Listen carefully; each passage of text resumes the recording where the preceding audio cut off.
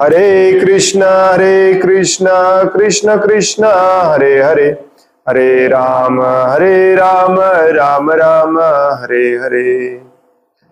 मुखं करोति वाचालं पंगुं लंघायते गिरिं यत्कृपातमहं वन्दे श्रीगुरुं दीनतारिणम्। हरे कृष्ण। श्रीमद् भगवद गीता जशी आहे तशी, भाषांतर आणि तात्पर्य कृष्ण कृपामूर्ती श्री श्रीमद AC भक्तिवेदांत स्वामी प्रभुपाद यांच्याद्वारे। आपण वाचत आहोत अध्याय दुसरा, सांख्य योग किंवा भगवद्गीतेचे सार,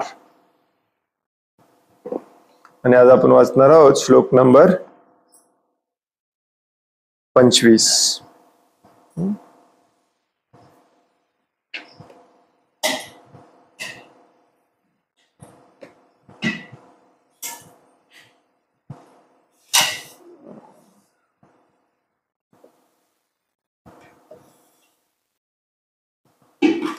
अव्यक्तोऽयमचिन्तोऽयम्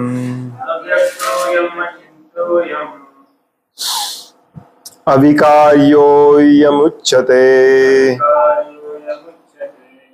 तस्माद्देवं विदित्वैनं नानुशोचितुम् अर्हसि। अव्यक्तोऽयमचिन्तोऽयम् अविकार्योऽयमुच्यते तस्माद्देवं विदित्वैनं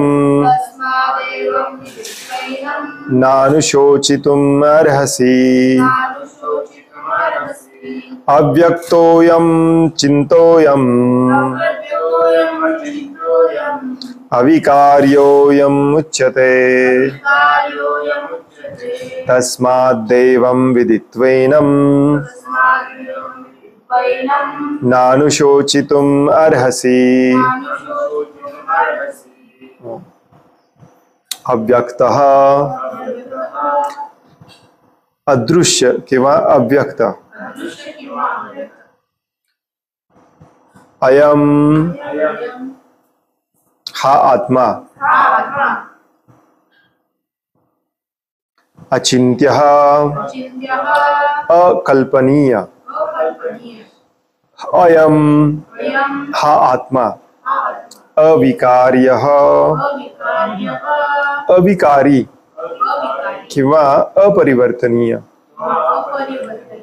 अयम हा आत्मा उच्यते म्हटले जाते, तस्मात् म्हणून, एवं याप्रमाणे, विदित्वा योग्य रीतीने जाणून, एनम हा आत्मा न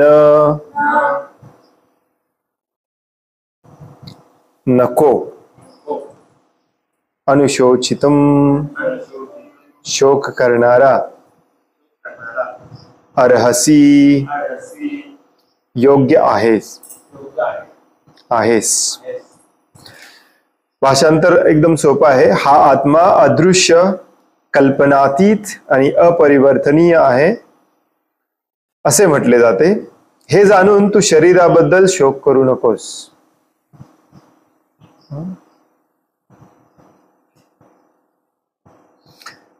पुढचा श्लोक आहे, हे दोन्ही एकदम वाचूया आपण म्हणजे आपल्या लक्षात येईल। या श्लोकात भगवंत म्हणतात, हा आत्मा अदृश्य, अकल्पनीय आणि अपरिवर्तनीय आहे असे म्हटले जाते। हे जाणून तू शरीराबद्दल शोक करू नकोस।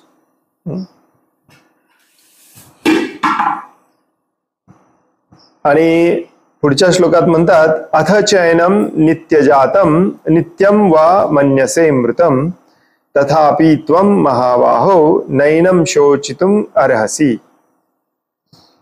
शेवटचं जे दोन्ही श्लोकांची शेवट शोचितुम अर्हसि याने होतं, म्हणजे हे शोक करण्यायोग्य नाही आहे, त्यामुळे तू करू नकोस। शोचितुम अर्हसि। तथापि जरी तुला वाटले की आत्मा हा नित्य जन्मतो आणि नित्य मृत होतो, तरीही हे महाबाहो तू शोक करणे योग्य नाही.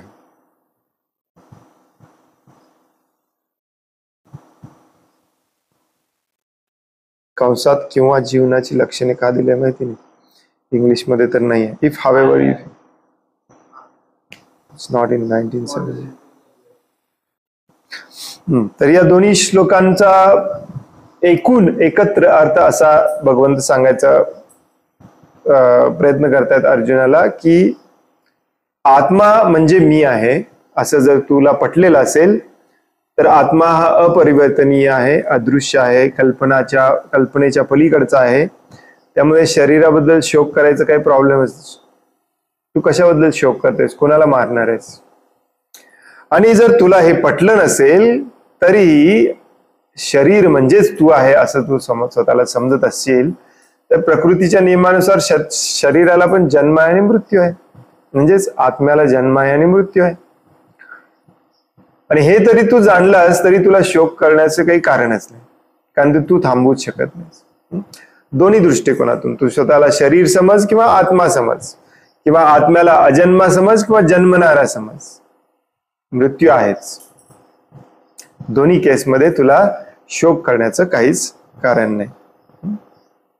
तात्पर्य श्रील प्रभुपादांद्वारे पूर्वी वर्णिल्याप्रमाणे भौतिक गणनेनुसार जीवात्मा इतका सूक्ष्म आहे की अतिशक्तिशाली सूक्ष्मदर्शक यंत्रातूनही त्याला पाहणे शक्य नाही. आपण पूर्वी याच्याबद्दल चर्चा केली की आत्मा इतका सूक्ष्म आहे की तो मायक्रोस्कोपनी देखील आपण पाहू शकत नाही. केसाच्या अग्रभागाच्या 1/10 इतकं त्याचं आकारमान आहे. केसाचं टोक घेतलं आपण, त्या टोकाचे 10,000 भाग केले तर जेवढं छोटस आपल्याला मिळतं तेवढा आत्म्याचं साईज आहे. आणि म्हणून त्याला अव्यक्त म्हटले जाते. अव्यक्तचा अर्थ इथे आहे जे दिसत नाही.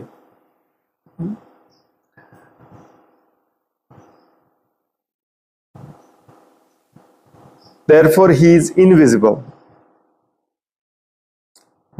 म्हटले जाते नाही म्हणून तो अदृश्य आहे. हे बरोबर भाषांतर आहे.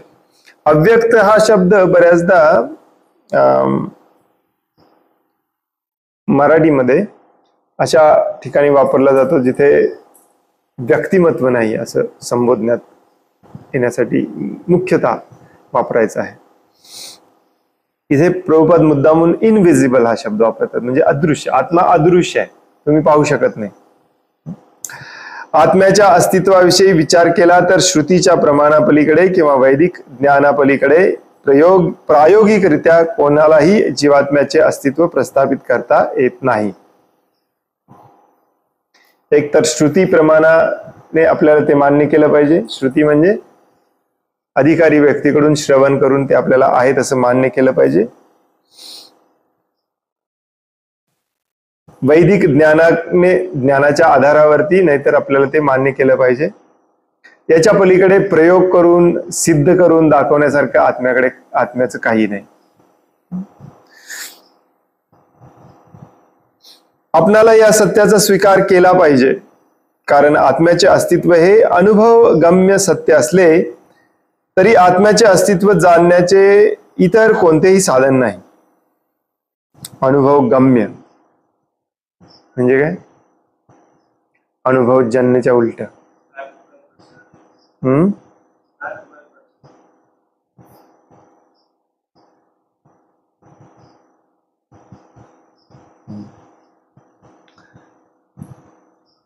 तर प्रभुपाद सांगण्याचा प्रयत्न करतायत इथे की तुम्ही हट्ट करून बसला की मला आत्मा दिसलाच पाहिजे किंवा त्याचा अनुभव झालाच पाहिजे, मगच मी आत्मा आहे हे मान्य करतो. तर अशा पद्धतीने आत्मा दाखवणे किंवा त्याचा अनुभव करून देणे शक्य नाही.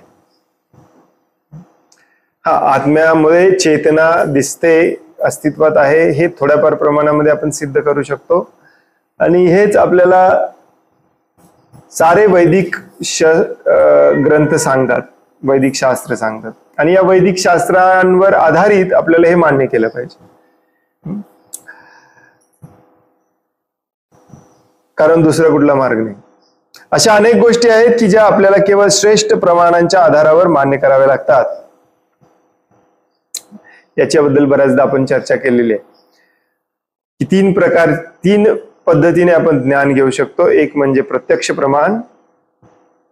प्रत्यक्ष म्हणजे डायरेक्टली मला ज्याचा अनुभव घेता येतो, मला जे दिसतं, मला जे ऐकू येतं, मला जे टच सेन्सेशन होतो, मी त्याला टच करू शकतो, किंवा वारा जसा आपल्याला टच करतो त्याच्यावरून आपल्याला पटतं की वारा आहे, किंवा एखादी वस्तू व्यक्ती आहे कारण ती आपल्याला दिसते, ऐकू येते, वास येतो, गंध येतो. याला म्हणतात प्रत्यक्ष प्रमाण. आणि दुसरी पद्धती असते ज्ञान घ्यायची, मान्य करायची, ती म्हणजे अनुमान प्रमाण. अनुमान म्हणजे बरेच प्रयोग करून पाहून मग आपण अनुमान बांधतो की हे 50 प्रयोग असे झाले असतील तर 51वा पण असाच होईल. जसे बरेचसे शास्त्रज्ञ, डॉक्टर वगैरे जे शिकलेलं असते त्या शिक्षणाच्या आधारावरती गेस करतात की याला काय झालं असेल. आणि तिसरी पद्धती असते ती म्हणजे डायरेक्टली एखाद्या अधिकारी पुरुषाकडून ऐकणे आणि ते मान्य करणे. याला म्हणतात शब्द प्रमाण. पहिले दोन्ही प्रत्यक्ष प्रमाण आणि अनुमान प्रमाण हे खोटे असू शकतात, कारण प्रत्यक्ष प्रमाण आपल्या इंद्रियांवर अवलंबून असतो आणि इंद्रिय आपले अपूर्ण आहेत, परिपूर्ण नाहीत. आपल्या डोळ्यांना बऱ्याच गोष्टी दिसत नाहीत, आपल्या कानांना बऱ्याच गोष्टी ऐकू येत नाहीत. त्यामुळे आपल्या डोळ्यावर कानावर विश्वास आपण ठेवणार कसं? त्यामुळे ती पद्धतीच अपूर्ण आहे. अनुमान प्रमाणामध्ये नावामध्येच अपूर्णता आहे. तो अनुमान आहे, असं असू शकेल, असं असू शकतं, त्याला अनुमान म्हणतात. परंतु शब्द प्रमाण अधिकारी व्यक्तीकडून ऐकणे आणि ते सत्य म्हणून मान्य करणे, याच्यात आपण काही चुकत नाही, याच्यात काही चूक होत नाही. आणि म्हणून शब्द प्रमाणाला श्रेष्ठ मानलं जातं. तर इथे त्याच आधारावरती श्रील प्रभुपाद समजावून सांगतायत की आत्म्याला तुम्ही पाहू शकत नाही किंवा कुठल्याही प्रकारचा अनुमान काढू शकत नाही की असं असू शकतं. मग आत्म्याचं अस्तित्व हे कसं मान्य करायचं? कारण ते शास्त्रात सांगितलेलं आहे. आपल्या पूर्व आचार्यांनी, महान ऋषींनी, मुनींनी त्याचा अनुभव घेऊन मग ते आपल्याला सांगितलंय, म्हणून ते मान्य करायचं. त्याला शब्द प्रमाण म्हणतात.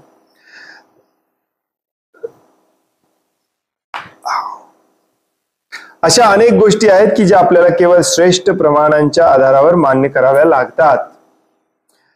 आजही करतो आपण. शाळेमध्ये जे कॉलेजमध्ये आपल्याला शिकवलं जातं ते थोडीच सगळं काही आपण बघत बसतो. कुठल्या तरी शास्त्रज्ञाने, गुरुने सांगितलेलं आहे, टीचरने, प्रोफेसरने सांगितलं आहे म्हणून ते मान्य करतो आपण. तसंच हे पण मान्य केलं पाहिजे. पित्याची ओळख, प्रभुपाद इथे एक उदाहरण देतात. प्रभुपाद नेहमी हे उदाहरण देतात. पित्याची ओळख ही मातेच्या प्रमाणाशिवाय अन्य कोणत्याही मार्गाने होऊ शकत नाही. हे प्रत्येकाला मान्य करावेच लागेल. वडील कोण आहे हे शोधायचं असेल तर त्याच्यासाठी प्रत्यक्ष प्रमाण किंवा अनुमान लावून चालत नाही. आईला विचारावं लागतं आणि आई सांगेल ते सत्य आहे हे मान्य करावंच लागतं. तसंच गुरु किंवा आचार्य जे सांगतील ते मान्य करावंच लागतं, कारण ते अधिकारी व्यक्ती आहेत.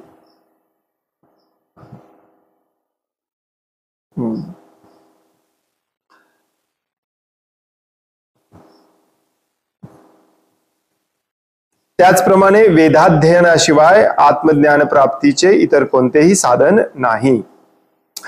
दुसऱ्या शब्दात सांगायचे तर आत्म्याला मानवी प्रायोगिक ज्ञानाद्वारे जाणणे अशक्यप्राय आहे, ज्याला आपण इम्पेरिकल मेथड म्हणतो. की हे शोधून काढायचं, मग त्याच्यावरती रिसर्च करायचा आणि ते सिद्ध करायचं आणि मगच मान्य करायचं. ही आपली जी आधुनिक पद्धती आहे ती इथे लागू होत नाही, लागू करूही शकत नाही. अशा बऱ्याच गोष्टी आहेत त्याच्याबद्दल ती लागू होत नाही. आत्मा म्हणजे चेतना आणि चेतन आहे व हे वैदिक विधान असल्यामुळे आपण ते मान्य केलेच पाहिजे. कारण वेदांना आपण मान्य करतो. शरीरामध्ये ज्याप्रमाणे स्थित्यंतरे आढळतात तशी आत्म्यामध्ये आढळून येत नाहीत, हे देखील शास्त्रामध्ये सांगितलेलं आहे. आत्मा हा नित्य अपरिवर्तनीय असल्यामुळे तो अमर्यादित परमात्म्याच्या तुलनेत सूक्ष्म अनुरूपच राहतो. परमात्मा हा अमर्यादित अनंत आहे, तर आत्मा हा मर्यादित सूक्ष्म रूप आहे. म्हणून हा अपरिवर्तनीय सूक्ष्म जीवात्मा परमात्म्याशी किंवा पुरुषोत्तम भगवान यांच्याशी कधीच बरोबरी करू शकत नाही.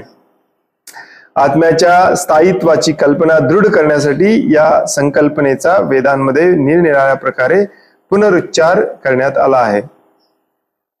म्हणजेच आत्म्याचं वैशिष्ट्य किंवा आत्म्याचं स्वरूप हे समजावून सांगण्यासाठी वेदांमध्ये बऱ्याचदा हे एक प्रमुख लक्षण सांगितलं जातं की आत्मा आणि परमात्मा समान कधीच होऊ शकत नाही. त्याचं एक कारण आहे, प्रभुपाद इथे सांगतात, आत्मा हा अपरिवर्तनीय आहे, त्यामुळे तो बदलून परमात्मा इतका ग्रेट कधीच होऊ शकत नाही.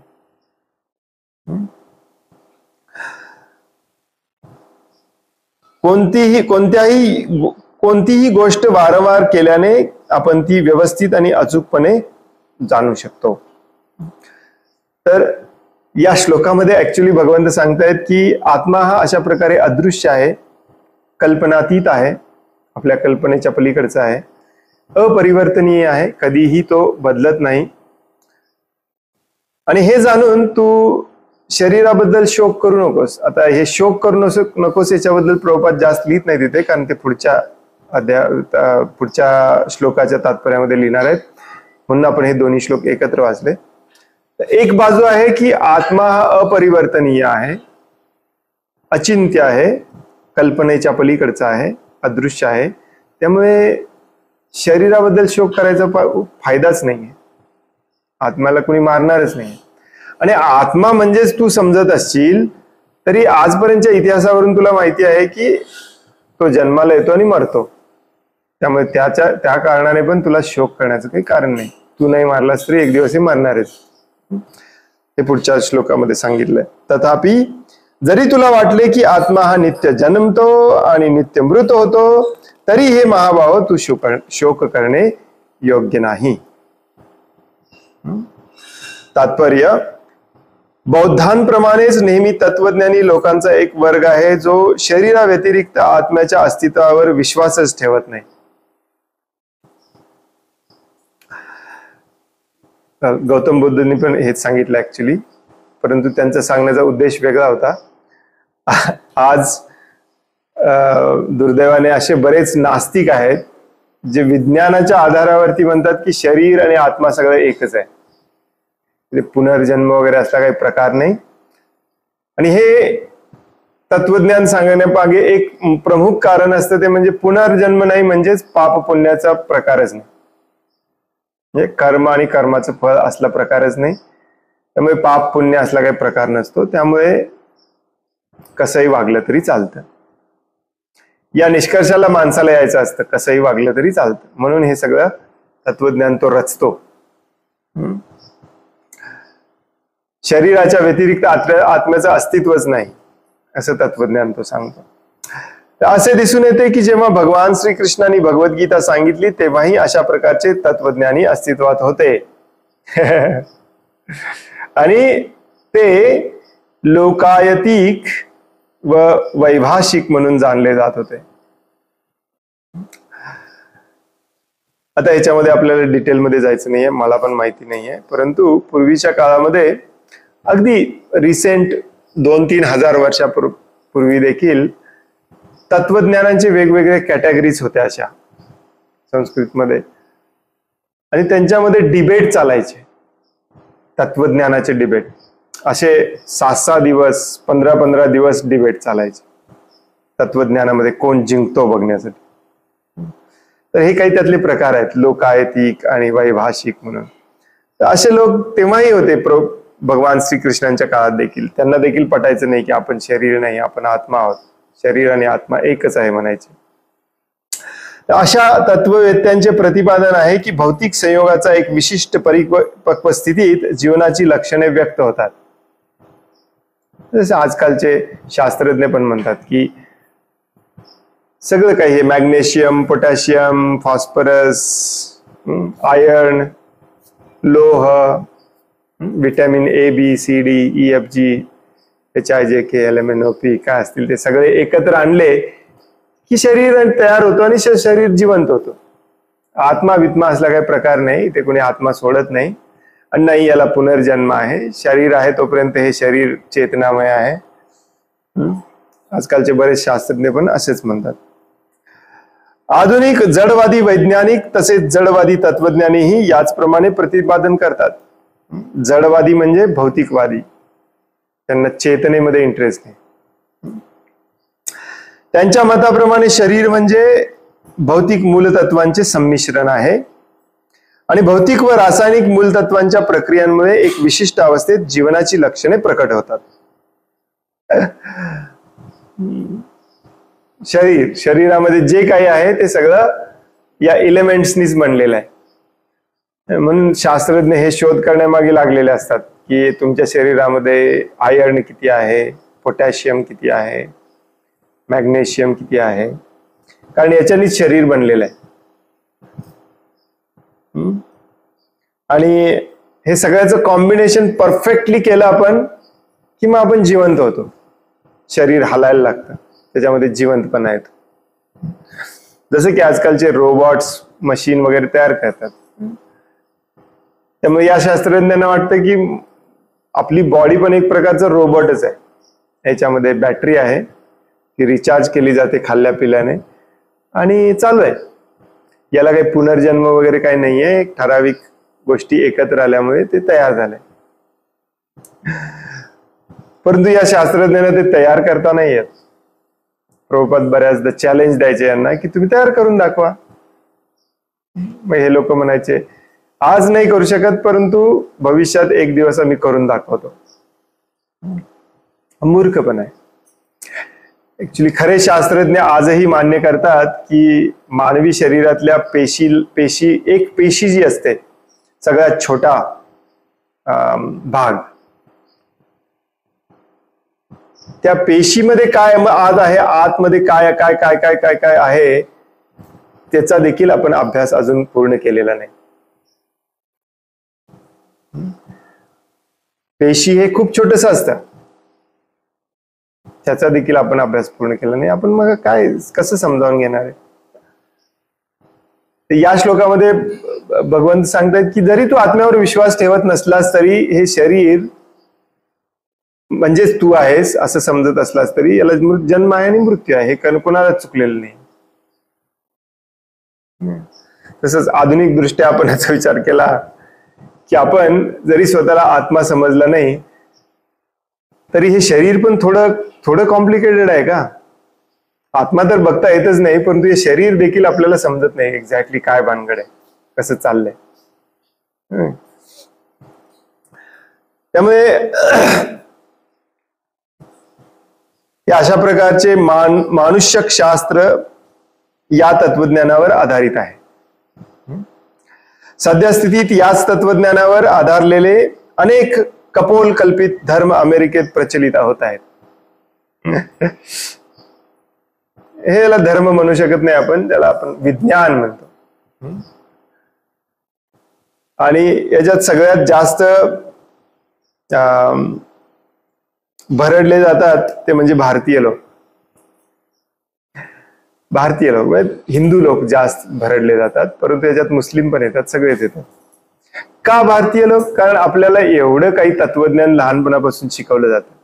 हे असं आहे, मग हे असं आहे, मग हे देवता आहे, मग ही देवी, मग अशी पूजा, मग तशी आराधना, हे व्रत वैकल्य, हे यज्ञ तप असे करणे.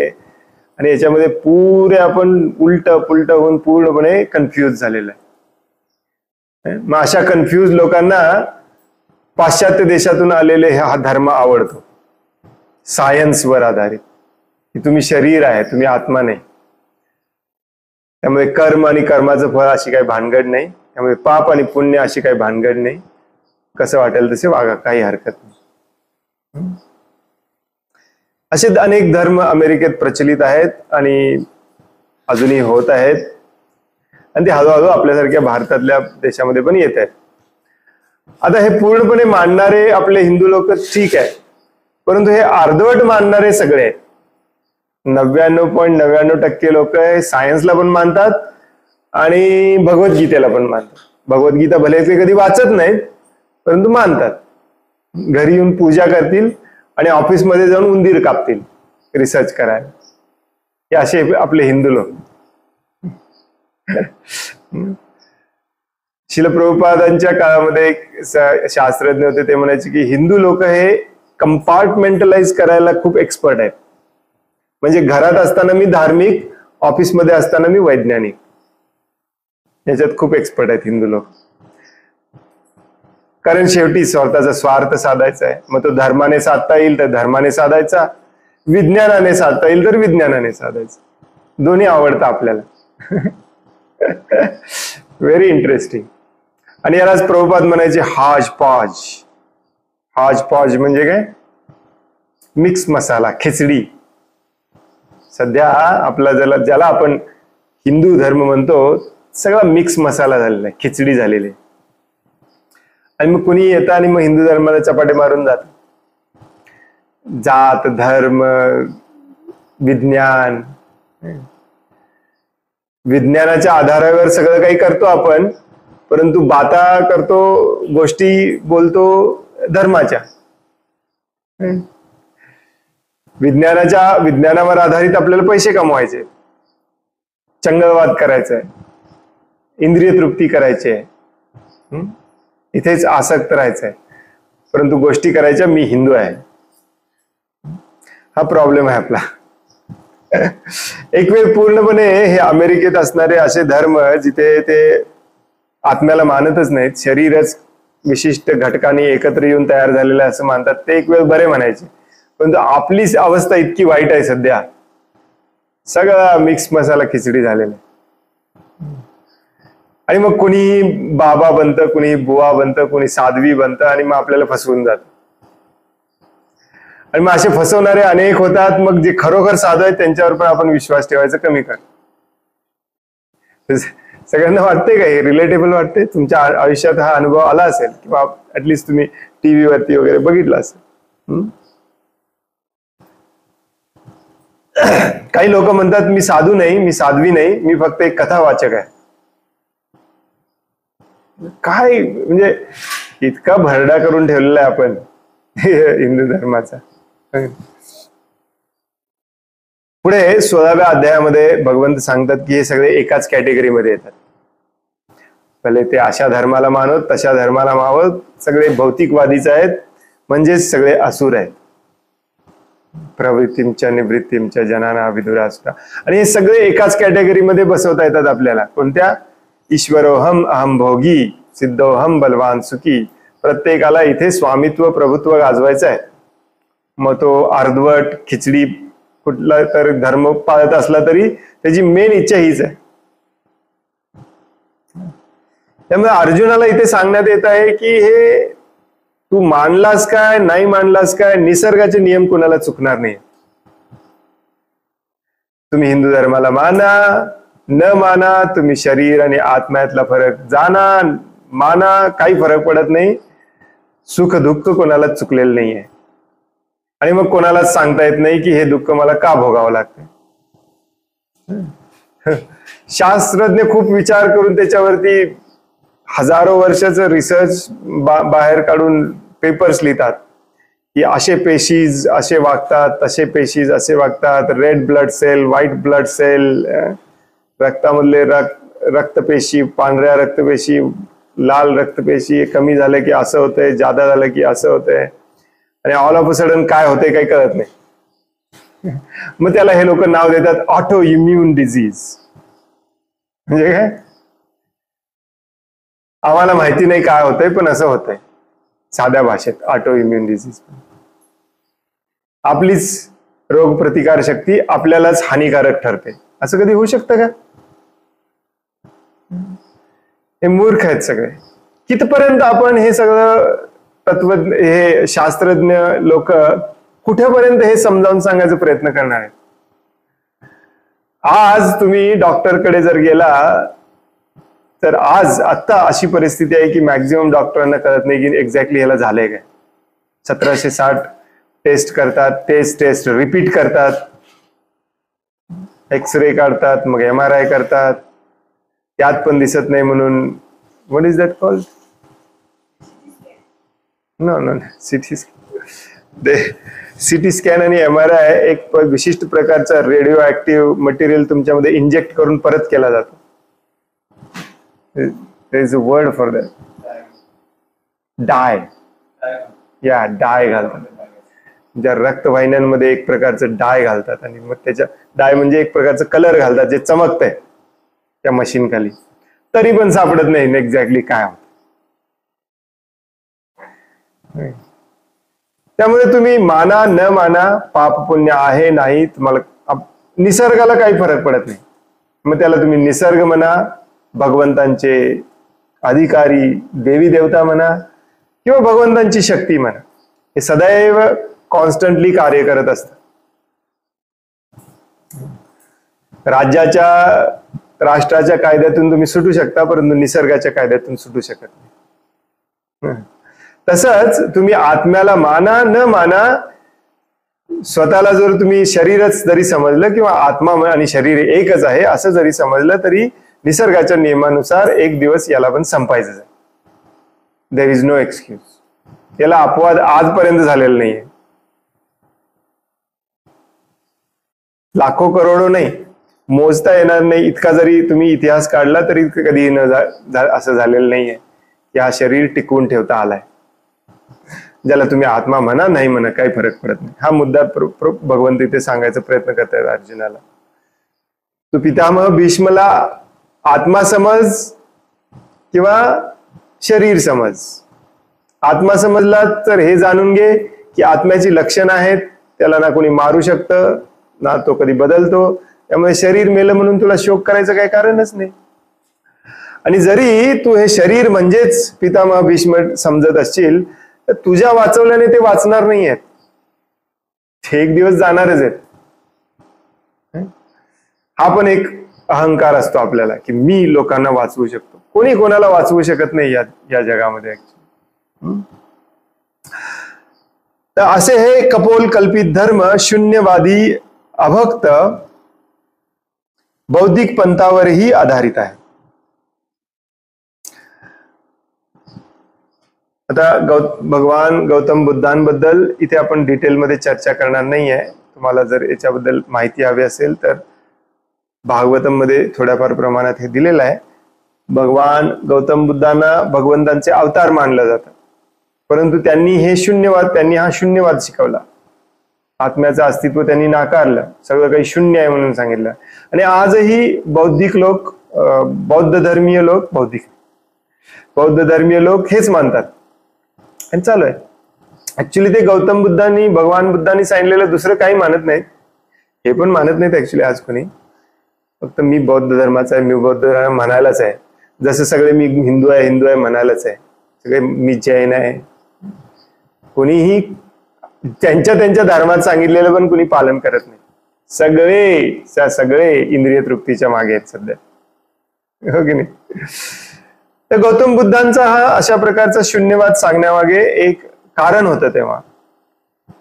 कारण तेव्हा वेदांवर आधारित अत्याचार खूप चाललेला, त्यासाठी त्यांना हे सगळं रिजेक्ट करायला भगवंत गौतम बुद्धांच्या स्वरूपात अवतार धारण केलेले. तर तो विषय आजच्या आपल्या चर्चेचा विषय नाही, तर एवढाच लक्षात ठेवा. तर वैभाषिक तत्वज्ञानाप्रमाणे जरी आत्म्याच्या अस्तित्वावर अर्जुनाचा विश्वास नसला तरी त्याला शोक करण्याचे काहीच कारण नाही. कारण रसायनांचा ठराविक साठा नष्ट झाला म्हणून कोणी शोक करत नाही. हे सगळं मॅग्नेशियम, पोटॅशियम, कॅल्शियम, आयर्न ह्याच्यानी बनलेलं आहे. हे नष्ट झालं म्हणून त्याच्यात शोक काय करायचं? हे तुमचं नव्हतंच कधी. हे या पृथ्वीतून सगळे हे केमिकल्स एकत्र येऊन हे बनलेलं आहे. ते परत पृथ्वीमध्ये गेलं तर तुम्हाला वाईट वाटायचं काय कारण आहे?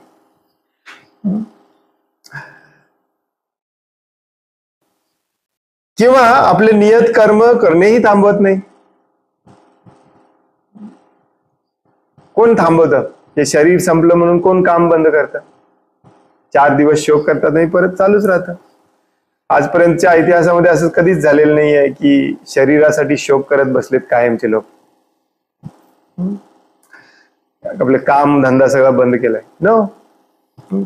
उलट पक्षी आधुनिक विज्ञानात आणि वैज्ञानिक युद्धात शत्रूवर विजय प्राप्त करण्यासाठी अनेक टन रसायने वाया घालवले जातात.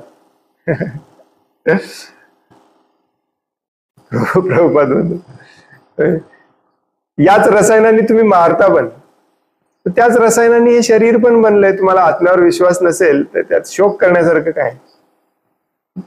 जे लोह आपल्या शरीरामध्ये आहे, आयर्न, ते पृथ्वीच्या लोहामध्ये पुन्हा मिक्स झालं, त्यात शोक करण्यासारखं काय? आणि जर तुम्ही या शरीरालाच आत्मा समजत असाल, आत्मा सेपरेटली आहे, शरीर सेपरेट आहे असं समजत असाल, तर शरीर हे बदलत राहतं, आत्मा कायम तर टिकून राहतो. तेव्हा पण तुम्हाला शोक करायची काहीच गरज नाही.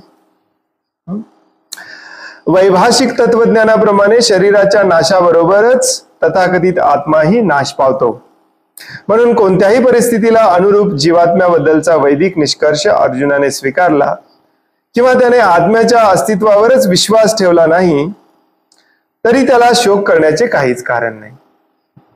This way or that way, शोक करायचं काहीच कारण नाही. या सिद्धांताप्रमाणे ज्या अर्थी प्रत्येक क्षणी जड द्रव्यापासून असंख्य जीव उत्पन्न होत आहेत आणि क्षणोक्षणी तितकेच जीव नष्ट होत आहेत, त्या अर्थी अशा घटनांबद्दल दुःखी होण्याची आवश्यकताच नाही.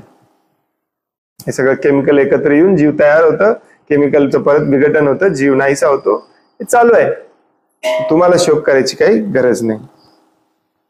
आत्म्याला पुनर्जन्मच नसता तर पितामह आणि गुरुजनांच्या हत्येच्या पातकापासून अर्जुनाला भयभीत होण्याचे कारणच नव्हते. पुनर्जन्मावर विश्वास असला तरी शोक करायचं काही कारण नाही, कारण त्यांच्या त्यांच्या कर्मानुसार त्यांना परत शरीर मिळणार आहे, आत्मा हा जिवंतच राहणार आहे. आणि पुनर्जन्मावर विश्वास नसला तरी शोक करायचं काही कारण नाही, कारण जसं आलेलं तसं ते निघून जाणार आहे, पुनर्जन्म नाहीच आहे. त्यामुळे त्यांना मारलं काय नाही मारलं काय काही फरक पडत नाही.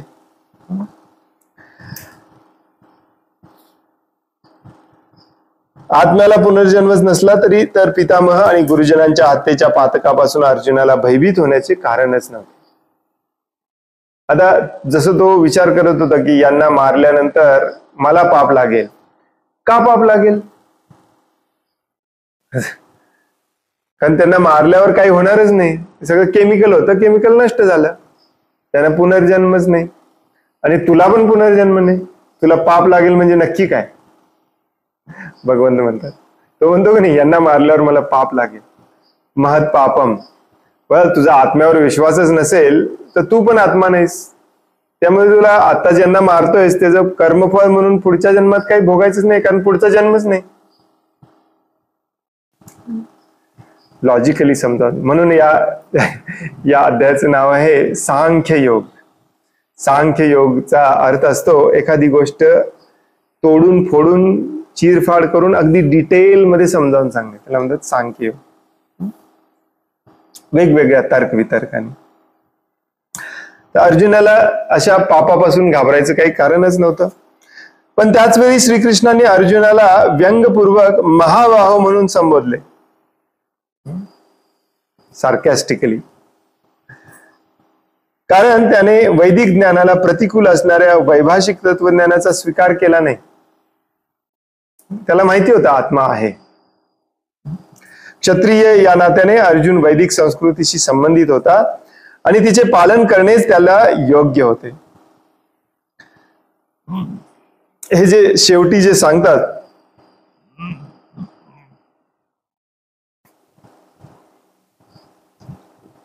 की आत्म्याला जन्म आहे आणि मृत्यू आहे असं जरी तुला वाटत असलं तरी तुला शोक करायचं काही कारण नाही. हे जरी भगवंत अर्जुनाला सांगत असले तरी त्यांना माहिती आहे की अर्जुनाला पूर्ण आत्म्यावरती विश्वास आहे. हे एक लॉजिक प्रस्थापित करायचं म्हणून सांगताय. असं असलं तरी तुला शोक करायची गरज नाही, असं असलं तरी शोक करायची काही गरज नाही.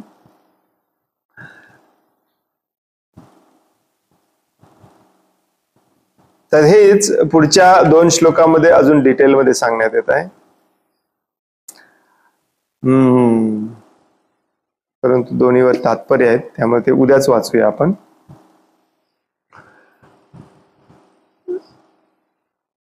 त्यामुळे हा पॉइंट देखील आपण लक्षात घेणे खूप महत्वाचं आहे.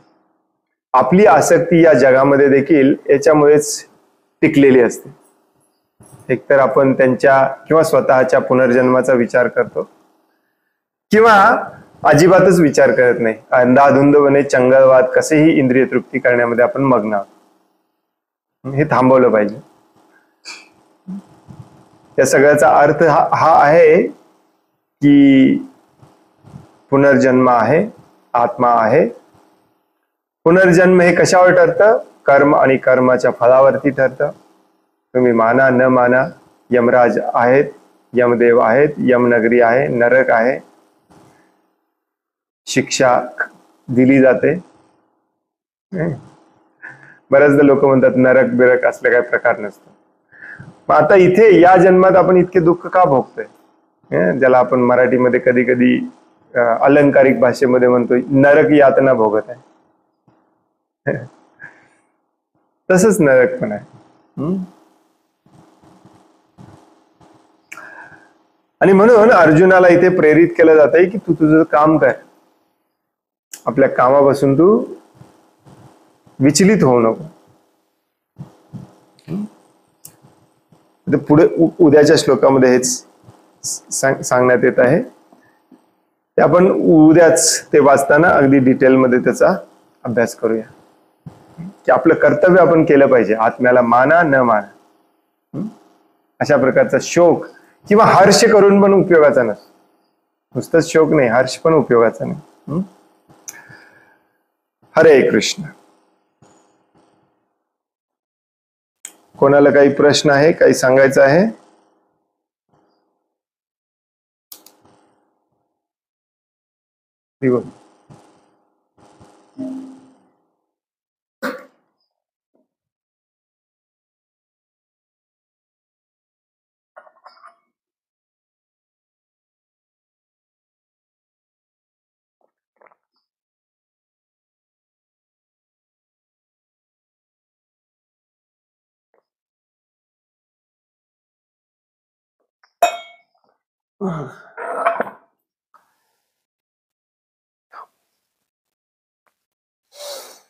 हरे कृष्ण. कोणाला काही प्रश्न आहे, काही सांगायचं आहे? दंडवत प्रणाम प्रभूजी. एक दंडवत प्रणाम. प्रश्न नाही ऍक्च्युली, पण हे एक म्हणजे एक घडलेली गोष्ट माझ्या बरोबर मला सांगावं असं वाटतं सगळ्यांना. मी थोड्या दिवसांपूर्वी मुंबईला गेले होते की काही काम म्हणजे माझ्या काकांची तब्येत बरी नाहीये, वयस्कर झाले, ते अल्झायमर झाला, त्यांना भेटायला गेले होते. तर सकाळी जाऊन आणि संध्याकाळी परत यायचं, पुण्याला परत यायचं असं प्लॅन होता. त्याच्यामध्ये आमचं येण्याचं आणि जाण्याचं तिकीट दोन्ही बुक होते आणि आम्ही बरेच कॅब 2-3 कॅब बुक केले वेगवेगळे आणि बरेच काही पर्याय ट्राय केले की तिथपर्यंत जायला, त्यांच्या त्या हॉस्पिटलपर्यंत जायला, पण काहीच सोय नव्हती होत. मग शेवटीला अगदी एक जण म्हणजे माझा भाऊ म्हणाला की आपण विचारूया यायला, नाही येत आहेत का ते आले तर, नाही तर मग काय जाऊ दे म्हणलं, आपण असंच परत जाऊया, नंतर परत कधीतरी येऊ, असं म्हणून आम्ही शेवटीला ठरवलं. आणि मग त्यांना जाऊन विचारलं येता का तुम्ही. तर आम्ही ऍक्च्युली बाकीच्या कॅबला आणि बाकी ऑटोला जास्ती पैसे द्यायला सुद्धा तयार होतो, म्हणजे कारण आमची गाडी यायची परत बुक होती, मग आम्हाला त्या वेळेत येणं भाग होतं, पण तरी सुद्धा येत नव्हतं. मग ते शेवटीला ते जे तयार झाले ते, तर ते काय बहुतेक म्हणजे असंच सगळे आध्यात्मिक ह्याच्यामध्ये होते आणि त्यांच्यावर काहीतरी जॅकेट घातलेलं होतं त्यांनी, आणि त्या जॅकेट वरती लिहिलं होतं शुद्ध आहार, शाकाहार, ईश्वर हाच माझा गुरु आहे, बंधू आहे, माता पिता, असं सर बरंच काही त्यांच्या जॅकेटवर लिहिलेलं होतं. मग आम्ही त्यांनी ते म्हणले आम्ही हो मी येतो, बस तिथे थांबीन पण तुम्ही भेटून येईपर्यंत, कारण ते लोकेशन जे होतं ते थोडंसं ऑड वेला होतं, थोडं बाहेर गावाबाहेर होतं. जाऊन आणि परत यायचं होतं. मग ते दोन्ही ह्याच्यासाठी ते कबूल झाले की हो मी थांबतो म्हणून, तुम्ही जाऊन या, मग आम्ही येतो. परत आम्ही त्याच ऑटोने परत आलो. तर त्यांनी त्याच्यावरती मग आम्ही त्यांना जास्ती ऍक्च्युली ते त्यांनी मीटरनी जे काही पैसे झाले ते म्हणले आम्ही तेवढंच घेणार, कारण आमच्या गुरूंनी सांगितले की जेवढं काही तुम्ही नेटकेनी कमवाल तेवढंच तुमचं धन आहे, त्याच्यावरती काही नको. मग आम्ही इच्छेने त्यांना जास्ती पैसे देऊ केले, पण ते सुद्धा त्यांनी घेतले नाही. आणि असा अनुभव येतात बऱ्याच वेळा की तुम्ही अशा अडचणींमध्ये असतात, तर मला असं वाटतं की आपल्याला देव असंच येऊन कुठेतरी मदत करतो. असं नाही की देव प्रत्येक वेळेला आपल्याला देवाच्या अवतारातच येऊन मदत करेल, पण अशा दुसऱ्या दुसऱ्या कुणाच्या अवतारांमध्ये येऊन पण आपल्याला देव म्हणजे त्यांच्याकडून करवून घेतो असे सगळे काम. असं असतं का?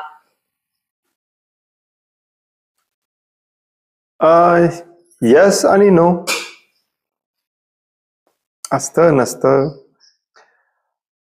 मेन असतं ते म्हणजे आपलं कर्म, ज्याला आपण प्रारब्ध म्हणतो, कर्म म्हणतो.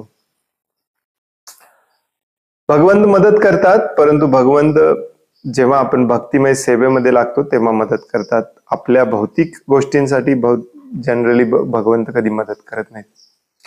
वेगवेगळ्या देवी देवता मदत करतात. आपली सुकृती असते, आपलं सत्कर्म असतं, त्याचा रिझल्ट म्हणून आपल्याला अशा प्रकारची मदत मिळत असते.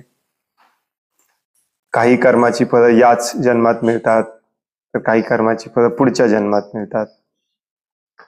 हे गणित कॉम्प्लिकेटेड असतं, परंतु भगवंत मदत करतात का? यस आणि नो पण. जेव्हा आपण भगवंतांसाठी कार्य करत असतो तेव्हा भगवंत मदत करतात. बऱ्याचदा असंही जाणवतं की जेव्हा आपण भगवंतांसाठी कार्य करत असतो तेव्हा पण अनेक अडचणी येतात. मग आपण विचार करायला लागतो भगवंत आता कुठे आहेत. त्यामुळे हे सगळं आपल्या कर्मावरती अवलंबून असतं जास्त भगवंतांपेक्षा. भगवंतांची अनुभूती ज्यांना येते, भगवंतांचा साक्षात्कार ज्यांना होतो, मग ते प्रत्यक्षात असो किंवा स्वप्नात वगैरे देखील कधी कधी होतं तसं, हे कोणालाच सांगायचं नसतं म्हणतात. ऍक्च्युली कधीच कोणाला सांगितलं नसलं पाहिजे. त्यामुळे हे जनरली रोजच्या जीवनातले असे जे घटना असतात ती आपली सुकृती असते एक प्रकारची, आणि ते कर्माचं गणित असतं. आपणही असंच कुणाला तरी कुठेतरी ताटकळत ठेवलेलं असतं वगैरे वगैरे. हा एक तर्क आपण लावू शकतो, परंतु एक्झॅक्टली काय कारण आहे हे आपण सांगू शकत नाही. It's very complicated.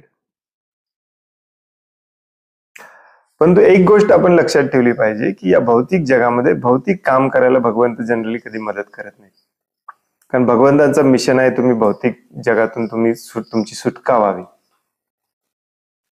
बऱ्याचदा आपण म्हणतो की नाही की आम्ही खूप गरीब होतो, खूप हाल अपेष्टा सोसल्या, आणि एक दिवस चांगली नोकरी मिळाली किंवा लॉटरी लागली, ही भगवंतांची देवाची देण आहे. नो, भगवंत अजिबात अशा गोष्टीला मदत करत नाही. कारण भगवंतांना पाहिजे की तुम्ही हे जग सोडून परत त्यांच्याकडे जावं. त्यामुळे इथल्या या जगातल्या गोष्टींवर आसक्ती वाढेल किंवा या जगातल्या गोष्टींवरतीच तुमचा आनंद अवलंबून राहील, अशा गोष्टीमध्ये भगवंत कधीच मदत करत नाही. मग ते कोण मदत करत असतात? ती आपली सुकृती असते. चांगलं काम केलं चांगलं फळ मिळतं, वाईट काम केलं वाईट फळ मिळतं. आणि हे फळाचं गणित जनरली एवढं इझी नसतं समजावून घ्यायला, त्यामुळे आपण जास्त विचार पण करायचा नाही त्याच्याबद्दल. भगवंतांची सेवा करणे, भक्तिमय सेवा करणे, प्रीतीपूर्वक सगळ्यांची सेवा करणे आणि या भौतिक जगातून सुटका करणे स्वतःची, या उद्देशाने आपण जेव्हा कार्य करतो तेव्हा भगवंत बरेच मदत करतात.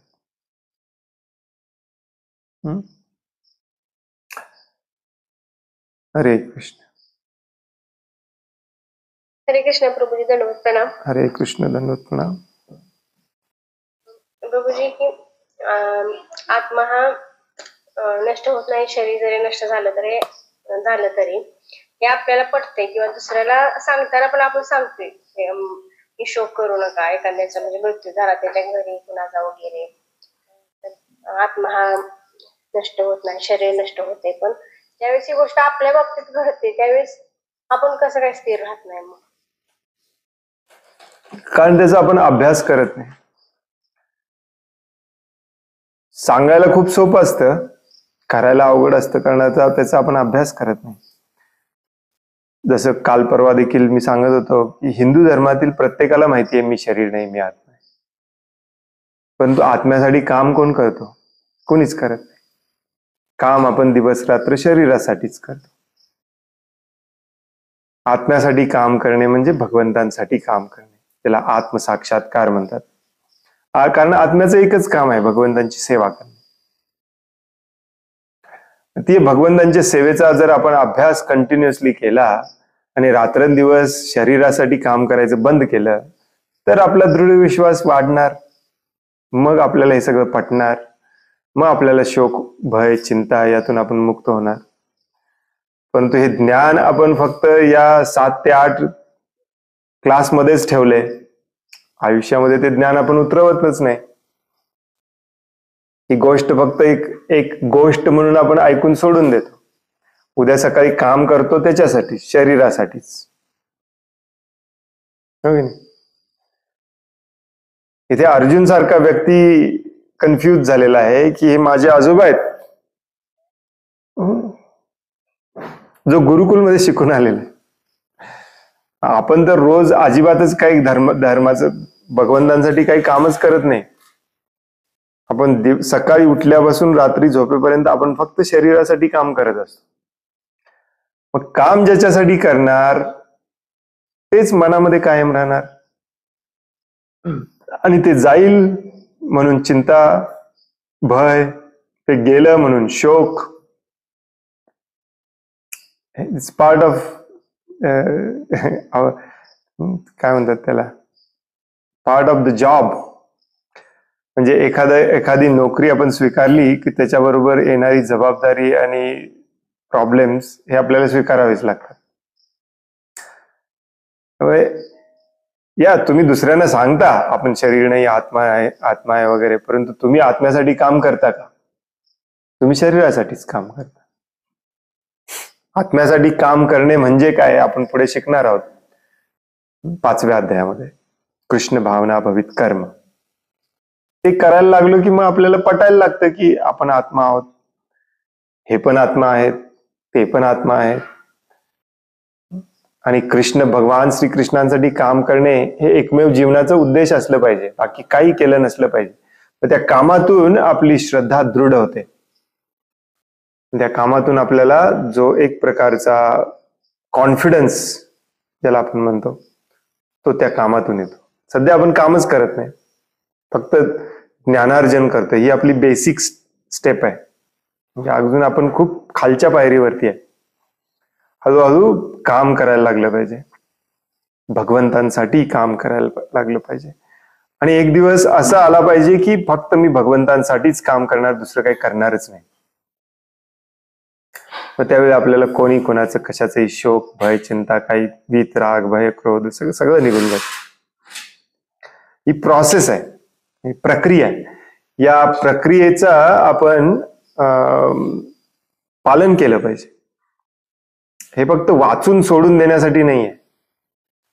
बऱ्याचदा ते मगाशी मी तेच समजावून सांगत होतो, हॉज पॉज मिक्स मसाला खिचडी. हिंदू धर्मामध्ये बऱ्याच लोकांना असं वाटतं की भगवद्गीता म्हणजे पूजा करायचं पुस्तक आहे, किंवा भगवद्गीतेचे 4 श्लोक इकडे तिकडे आपण म्हटले तर आपलं दुःख नष्ट होईल.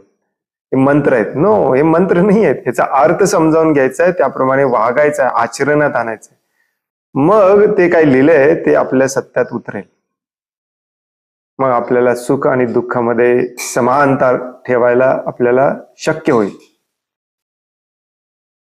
आता सध्या तुम्ही चर्चा करताय दुःखाची, परंतु सुखाची नाही करत. दुःख होतंय तसंच सुख पण होतंय. पण आपण असं म्हणत नाही मला सुख नको, आपण फक्त म्हणतो मला दुःख नको.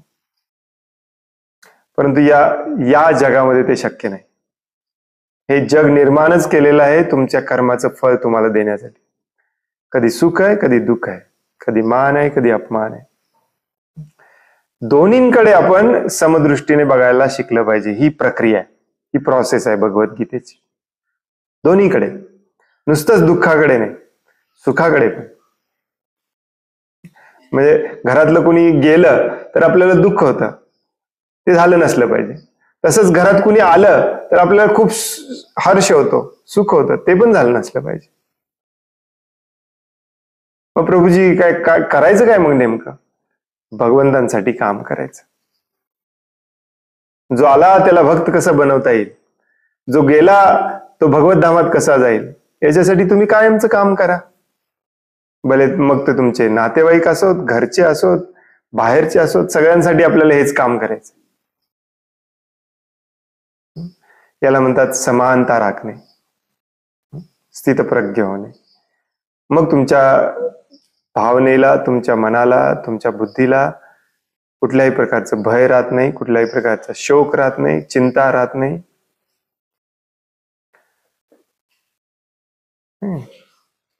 साध्या भाषेत म्हणजे भगवद्गीता हे औषध आहे, ते औषध पिलं पाहिजे आपण. नुसतं बॉटल वाचून काय उपयोगाचं नाही. प्रभुपाद नेहमी उदाहरण देतात, जो भगवद्गीतेचं आचरण करत नाही तो मधाची बॉटल बाहेरून चाटत असतो. त्यात पण त्याला आनंद मिळतो, पण तो खरा आनंद नाही. जेव्हा बॉटल उघडून आतला मध खरोखर आपण खातो तेव्हा खरा मध आपल्याला कळतो. तसं भगवद्गीतेचं बाहेरून नुसतं वाचन करून किंवा नुसती पूजा करून चालणार नाही. ते वाचन, श्रवण हे प्रत्यक्षात आचरणात आणलं पाहिजे, मग ते औषध काम करत. हरे कृष्ण. धन्यवाद प्रभूजी. हरे कृष्णा प्रभूजी. हरे. आपल्या चरणी दंडवत प्रणाम, सर्व भक्तांच्या चरणी दंडवत प्रणाम. प्रभूजी, माझा असा एक प्रश्न आहे की मी असं ऐकलं आहे की एखादा जीवात्मा जेव्हा भगवंताला शरण जातो, भगवंताची भक्ती करायला लागतो, तेव्हा त्याच्या आयुष्यातले म्हणजे नामस्मरणाच्या शक्तीने त्याच्या आयुष्यातले जे कर्म आहेत ते जळून जातात, म्हणजे जे पाप आहेत ते नष्ट होतात, मी असं ऐकलं आहे. आणि त्याच्या आयुष्यात जे जे दुःख येतात ते भगवंताच्या इच्छेने येतात. आणि भगवंत त्या माध्यमानं त्याची परीक्षा पण बघत असतात की तो किती दृढ आहे, किती श्रद्धा आहे भगवंतावर. तर हे असं असतं का? आणि दुसरा असा प्रश्न आहे की त्याच्या आयुष्यात जेव्हा त्याचे खूप जवळचे जे नातेवाईक आहेत, जसे की पती पत्नी असतील किंवा मुलं असतील, तर ते एकूण ज्या आत्म्याचे ज्याचे त्याचे कर्म असतात, पण ते एकमेकांना ते जोडलेले असतात नात्यानं. त्यामुळे त्यांच्या कर्माचे पण त्या जीवात्म्याला दुःख भोगावे लागतात. म्हणजे एखाद्या मुलांनी कुठलं वाईट काम केलं किंवा त्याच्या आई वडिलांना पण त्याचं दुःख ते भोगावं लागतं. मग हे कसं समजून घ्यायचं? आणि मी जे आतापर्यंत म्हणाले होते ते खरं आहे का? हे कृष्ण. येस, भगवान श्रीकृष्ण भगवद्गीतेमध्ये स्पष्टपणे सांगतात की जेव्हा तुम्ही मला पूर्णपणे शरण येतात तेव्हा तुमच्या सर्व पापांची काळजी मी घेतो, तुम्ही काही काळजी करू नका. त्याच्यानंतरही आपल्याला दुःख येतात का? येस. सुख येतात का? येस. आपण नेहमी कशी दुःखाची फक्त चर्चा करतो बघा. कारण दुःख नकोय आपल्याला, हो की नाही? त्यामुळे आपण फक्त नेहमी दुःखाची चर्चा करतो, पापांची चर्चा करतो, पुण्याची चर्चा करत नाही. पुण्य कर्मफळ पण मिळतात, पाप कर्मफळ पण मिळतात. परंतु भगवंतांना शरण गेलेला जीव हा विचारच करत नाही की हे माझ्याशी का होते. नसेल तर तुम्ही शरण गेलेलाच नाही. त्यामुळे हे विचारच केला नसला पाहिजे आपण, काही पण होऊ दे. मग जो व्यक्ती भगवंतांना पूर्ण शरण गेलेला असतो त्याच्या शरीराशी काही झालं तरी त्याला काही फरक पडत नाही. ते सुखदायक असो किंवा दुःखदायक असो, त्याला फरकच पडत नाही. त्यामुळे कधी कधी असं दिसून येतं एखादा शुद्ध भक्त देखील तो आजारी पडलाय वगैरे वगैरे वगैरे, पण तो जर त्या आजाराने व्याकुळ असेल, व्यथित असेल, तर समजायचं अजून तो शरण गेलेला नाही. प्रभूजी, मी 1 मिनिट थांबवते.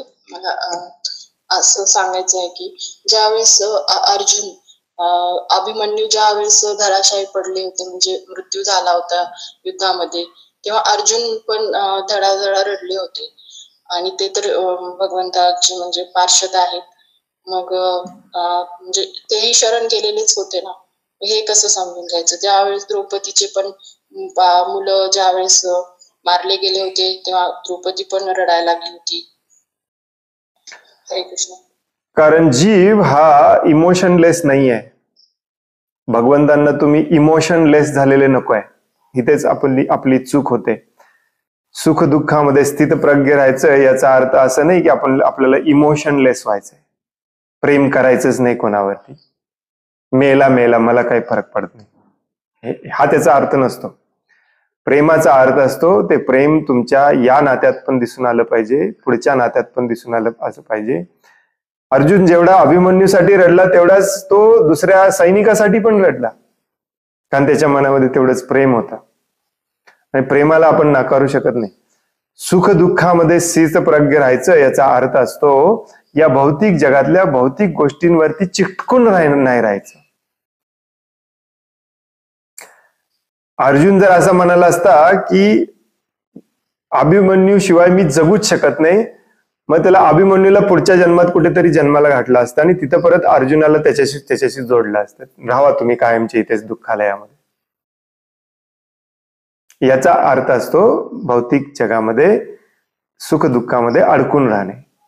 परंतु याचा अर्थ असा नसतो की तुम्ही इमोशनलेस व्हायचं किंवा प्रेमच करायचं नाही. प्रेम हे याच्यातूनच शिकायचं असतं की तुम्ही तुमच्या मुलावरती किती प्रेम करता. तुम्ही तुमच्या मुलावरतीच प्रेम करत नसाल तर भगवंतांवर काय करणार आहे? त्यामुळे प्रेम वेगळं असतं आणि सुख दुःख वेगळं असतं. मग या प्रेमापोटी हे इमोशन्स निर्माण होतात.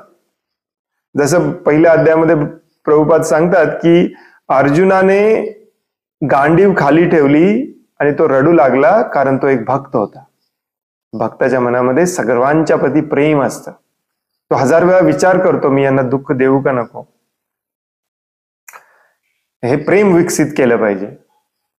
जेव्हा तुम्ही माझं म्हणून बसता तेव्हा आसक्ती विकसित होते. अर्जुन सगळ्यांच्या बद्दल हे करुणा व्यक्त करत होता. नुसतेच पितामह भीष्म बद्दल नाही, तर समोर असलेले सगळे सैनिक मेल्यानंतर त्यांच्या घराचं काय होईल, त्यांच्या स्त्रियांचं काय होईल, सगळ्याचा विचार तो करत होता, कारण तो एक भक्त होता. याचा अर्थ असा नाही की तो सुख दुःखामध्ये अडकला होता, परंतु तो कर्तव्य करायला नाही म्हणत होता तेव्हा मात्र तो सुख दुःखामध्ये अडकला होता. त्यामुळे आपल्याला इमोशनलेस व्हायचं नाही. बऱ्याचदा आपल्याला कळत नाही की सुख येऊ दे, हर्षित व्हायचं नाही, दुःख येऊ दे, दुःखी व्हायचं नाही. याचा अर्थ मी इमोशनलेस व्हायचंय का? नो, इमोशनलेस नकोय भगवंतांना. तुम्ही भगवंतांना प्रेमाने भरलेला जीवात्मा पाहिजे. म्हणजेच काय की कर्तव्याचं पालन करताना सुख आणि दुःख बघितलं नसलं पाहिजे. आपण काय करतो, आपल्या जवळचा कुणीतरी मेला म्हणून दुसऱ्याचा द्वेष करतो, दुसऱ्याचा त्याग करतो, दुसऱ्याबद्दल बदल्याची भावना निर्माण करतो आणि हेच आपल्याला या जगात अडकून ठेवतं. जसं भगवंत सांगतात, प्रभुपाद सांगतात की अर्जुन समोर अभिमन्यू जरी आला असता युद्ध करायला तरी अर्जुनने केलं पाहिजे. हे क्षत्रियाचं कर्तव्य आहे. धर्माचं रक्षण करणे, भगवंतांसाठी काम करणे हे आपलं पहिलं कर्तव्य आहे. मग नाती गोती सगळी नेक्स्ट, नंतर येतात. त्यामुळे आपल्याला हे प्रेम सोडून द्यायचं नाही आहे. म्हणूनच तर ही नाती निर्माण केलीत. भगवंतांना पण पत्नी होत्या, भगवंतांना पण त्या पत्नींपासून 10 मुलं होती, त्यांच्यावर त्यांनी पण प्रेम केलं. हे आपल्याला एक प्रकारे प्रेम शिकवण्यासाठीच ही नाती दिलेली आहेत. हे काही सोडून द्यायची नाही आहेत. बऱ्याच लोकांना हे कन्फ्युजन असतं. बरेच लोक म्हणतात हा भक्त झाला म्हणजे हा आता घर सोडून जाणार. हे कुठेच दिलेलं नाही आहे शास्त्रामध्ये. शास्त्रामध्ये दिलेलं आहे तुम्ही ब्रह्मचर्याचं पालन करा. What is that? तुम्ही ब्रह्मचर्याचं पालन करा. इंद्रिय कंट्रोलमध्ये होत नसतील तर गृहस्थ आश्रमामध्ये जावा. हे देखील शास्त्रोक्त पद्धतीने सांगितलेलं आहे. आणि गृहस्थ आश्रमातून एका ठराविक काळानंतर बाहेर पण पडा, हे पण शास्त्रात सांगितलेलं आहे. तिथे आपण पडत नाही. बाहेर पडत नाही आपण, तो आपला प्रॉब्लेम आहे. बाहेर पडलं पाहिजे, ही आसक्ती पूर्णपणे सोडून दिली पाहिजे. माझा मुलगा, माझी पत्नी, सगळं सोडून दिलं पाहिजे वयाच्या 50व्या वर्षानंतर. परंतु 50 वर्षापर्यंत त्यांची जबाबदारी आपण घेतलेली आहे, ती जबाबदारी पूर्णपणे पार पडणे हे देखील आपलं कर्तव्य असतं. याच्यात कुचराई केली तर तो देखील अधर्म असतो. परंतु आपल्या पोराचं पोट भरत असताना शेजारच्या पोराकडे द्वेष करणे हे देखील अधर्म असतं. एक आहे खूप कॉम्प्लिकेटेड. मी त्याच मुद्द्यावर पुन्हा येणार होतो की हे सुख दुःख खूप कॉम्प्लिकेटेड आहे. कर्म आणि कर्माचं फळ खूप कॉम्प्लिकेटेड आहे. भगवंत स्वतः भगवद्गीतेत म्हणतात की हे खूप कॉम्प्लिकेटेड आहे, मी तुला समजावून सांगू शकत नाही. त्यामुळे मग असं आपण विचार करायचं का कशाने काय होतं, मग कशाने काय होतं, कशाने काय होतं, हे विचार करण्यासाठी हे तुम्हाला ज्ञान देण्यात येत नाहीये. हे ज्ञान तुम्हाला एवढ्यासाठी देण्यात येत आहे की हे गणित आहे, तुम्ही माना न माना काही फरक पडत नाही. यातून बाहेर कसं पडायचं हे ज्ञान घ्या. याच्यातून पळवाट काढण्यासाठी हे ज्ञान नाहीये की मी असं कर्म करतो म्हणजे मला असं फळ मिळेल. कर्माचं फळ कायमच वाईट असतं. म्हणजे चांगलं कर्म असू दे, वाईट कर्म असू दे. या जगामध्ये कितीही चांगलं काम करा, त्याचं फळ हे तुमच्यासाठी वाईटच असतं. कारण त्याच्यासाठी जन्म घ्यावा लागतो. जन्म वाईट आहे. कर्म आपण फक्त आणि फक्त भगवंतांसाठी कसे करायचे आणि या चक्रातूनच सुटायचं हे शिकायचंय. कुठलं कर्म केल्यावर कुठलं दुःख मिळतं, कुठलं कर्म केल्यावर कुठलं सुख मिळतं, ते असंच का मिळतं, मग ते असंच का मिळालं, हे शिकण्यासाठी हे ज्ञान घ्यायचं नाहीये. आणि म्हणून आपण बऱ्याचदा कन्फ्यूज होतो की मग हे असं आहे तर मग असं कसं काय होतं. पण होतं तसं. आणि याचाच अर्थ तुम्ही प्रेम शून्य व्हायचं आहे म्हणून कुठे सांगितलेलं नाही. भावना ह्या असल्याच पाहिजेत आणि त्या भावना समान असल्या पाहिजेत सर्व जीवांप्रती. मग तुम्ही भगवत भावना भवित होता. आता सध्या काय आहे, फक्त त्या भावना माझ्या मुलासाठी, माझ्या वडिलांसाठी. हा आपला प्रॉब्लेम आहे. कारण तिथे माझं आलं. जिथे जिथे माझं माझं माझं म्हणतो आपण, तिथे तिथे आसक्ती निर्माण झालेली असते. आणि आसक्ती ही आपल्याला पुन्हा जन्म घ्यायला लावते. आणि पुन्हा जन्म घ्यायचं नाही आपल्याला. याचा अर्थ ते माझं म्हणायचं सोडायचं नाहीये. त्याच्याबद्दलचं कर्तव्य पूर्ण करून सर्वांवरती तसंच प्रेम करायचं शिकायचंय. प्रेमहीन व्हायचं नाहीये. प्रेमहीन जीवन मग त्याला काही अर्थ नाही. त्याला भगवत धामात पण एंट्री नसते. कारण भगवंतांना फक्त प्रेम हवंय. आणि म्हणून तुम्हाला भगवंत इथे तुमची टेस्ट घेतात की तुम्ही सर्व जीवांवरती समान प्रेम करता की नाही. ही भक्तीची टॉपमोस्ट एक्झाम आहे, टेस्ट आहे. मग तुम्ही विचार करू शकता, सर्व जीवांवरती समान प्रेम करायचं असेल तर जेवढा मी अभिमन्यूसाठी रडतो तेव्हा दुसऱ्या सैनिकासाठी पण रडलं पाहिजे. आणि अर्जुन रडतो कारण अर्जुन भक्त होता. आणि म्हणूनच तो युद्ध करतोय, म्हणूनच तो स्वतःच्या आजोबांना मारतोय एका दुसऱ्या जीवाला वाचवण्यासाठी, धर्माला वाचवण्यासाठी. तो पर्वा करत नाही. स्वतःच्या गुरुला मारायला तो तयार होतो कारण त्याला धर्माचं रक्षण करायचं. तर हे इमोशन्स असावे लागतात. इमोशनलेस होऊन जगणार कसं आपण.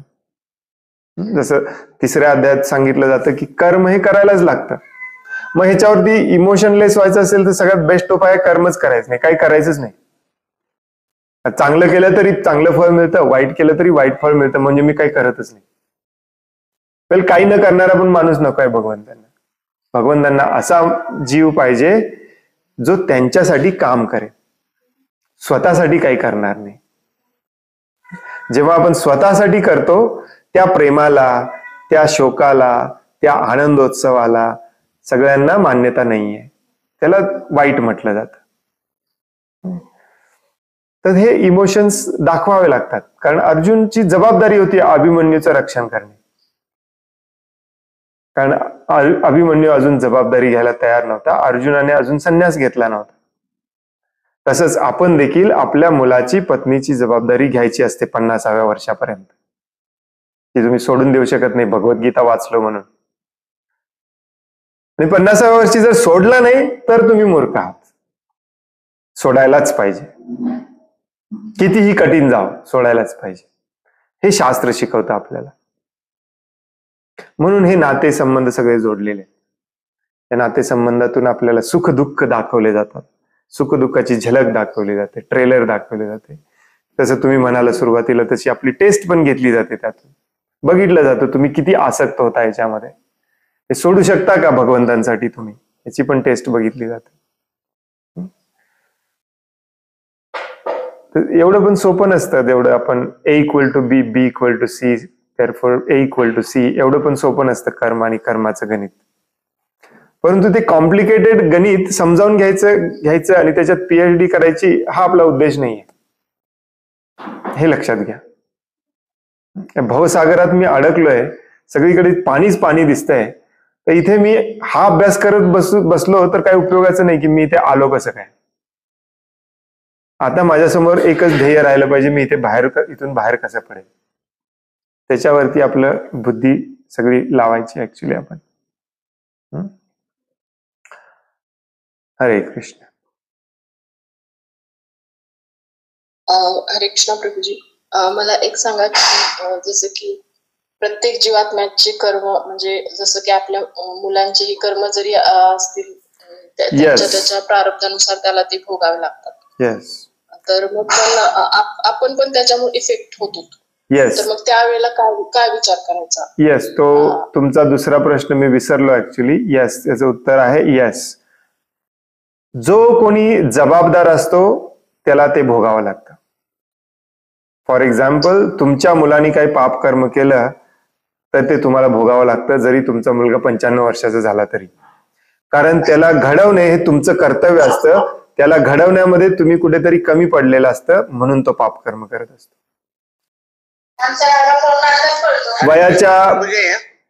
वयाच्या 5व्या वर्षापर्यंत काही पाप कर्म नसतं. 5व्या वर्षापासून असे हे दिलेलं आहे कुठेतरी, मला डिटेलमध्ये माहिती नाही.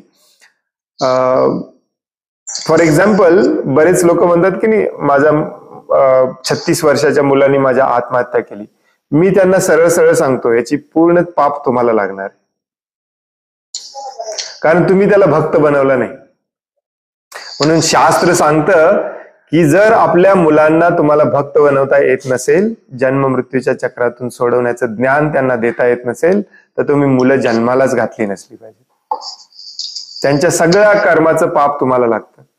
ते पर्सेंटेज मध्ये कमी होत जातं, परंतु लागतं 100%.